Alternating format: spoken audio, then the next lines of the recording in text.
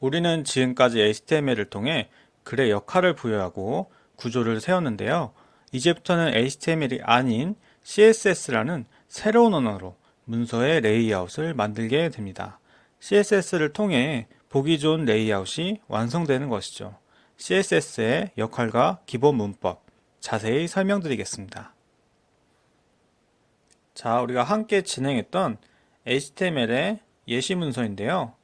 여러분들께서 이렇게 HTML 문서를 작성해서 글의 구조를 잡고 글의 역할을 하나하나 다 부여해서 HTML을 완성한 뒤에 그것을 HTML 파일로 저장을 하게 되면 그 파일을 크롬이나 사파리 등과 같은 브라우저로 직접 열어볼 수가 있습니다.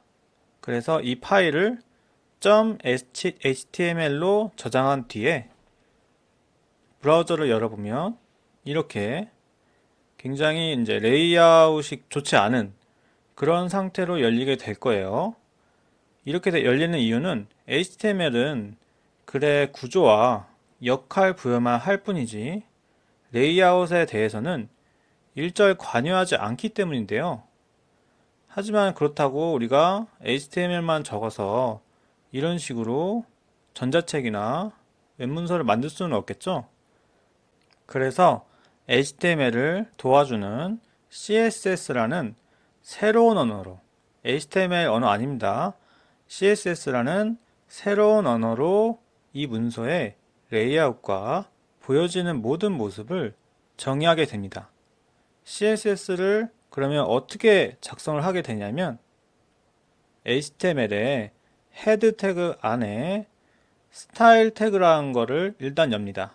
그리고 그 안에 일반 텍스트를 넣는 게 아니라 CSS 문법에 맞는 CSS 코드를 넣어줌으로써 이 문서의 레이아웃이 시작이 되는 거예요.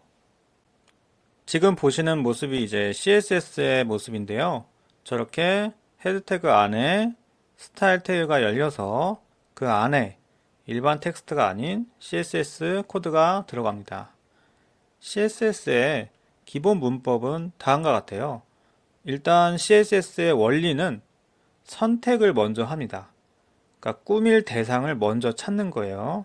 어떤 태그를 꾸밀까를 먼저 선택자라는 걸 통해서 선택을 하게 됩니다. 저기 H1이라고 적혀 있는 게 선택자인데요. 저렇게 영문으로 바로 어떤 이름이 나오면 그 이름과 똑같은 태그 이름을 선택하겠다는 거예요. 그래서 저렇게 H1이라고 적혀 있으면 H1 태그를 모두 선택을 하는 겁니다. 그래서 이렇게 선택을 한 다음에 중괄호를 반드시 열어줍니다. HTML에서 꺽쇠 기호를 쓰듯이 CSS에는 중괄호를 통해서 선택한 대상에 대해 어떻게 꾸미겠다를 정의하게 되는 거예요. 그래서 중괄호를 일단 열고 그 안에 속성, 콜론, 값, 세미콜론 식으로 한 쌍 한 쌍 적어줍니다. 그 한 쌍 한 쌍 사이에는 세미콜론으로 항목을 분리하게 돼 있어요. 그리고 이제 가독성을 위해서 줄바꿈을 보통 하는 편이고요. 하지만 줄바꿈은 선택입니다. 줄바꿈이 되어 있지 않더라도 세미콜론으로 명확하게 구분이 되어 있으면 CSS는 문제없이 작동할 수 있어요. 이런 식으로 속성, 콜론, 값, 세미콜론 식으로만 작성이 잘 되어 있으면 작동합니다. 그래서 이렇게 스타일 태그 안에 문법에 맞게 CSS를 적게 되면 우리가 처음에 봤던 이러한 레이아웃이 전혀 안 된 그런 모습이 아니라 우리의 의도에 맞게 레이아웃이 잘 된 문서로 완성이 되는 거예요. 이러한 레이아웃은 바로 이 스타일 태그 안에 있는 CSS 코드에 의해서 만들어지는 겁니다. 하지만 이러한 기입 방식에는 근본적인 문제가 있어요.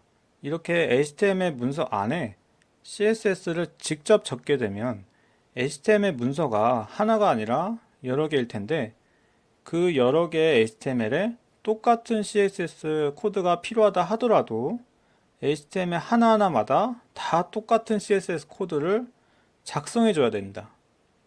그리고 CSS 내용이 너무 길어질 경우에 이 스타일 태그 덩어리가 굉장히 커지면서 굉장히 가독성이 좋지 않은 HTML 문서가 되어버릴 수도 있어요.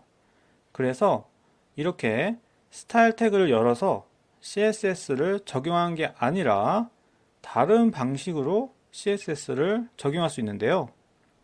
바깥에 .css 파일을 새로 만들어서 그 파일 안에 CSS 코드를 작성해 주시고 HTML 문서 내에선 스타일 태그가 아니라 링크 태그를 적어서 href라는 속성으로 CSS 파일 경로를 작성해 줘야 됩니다. 그렇게 하면 HTML 내부에 CSS 코드 없이 CSS를 적용할 수 있는 거예요.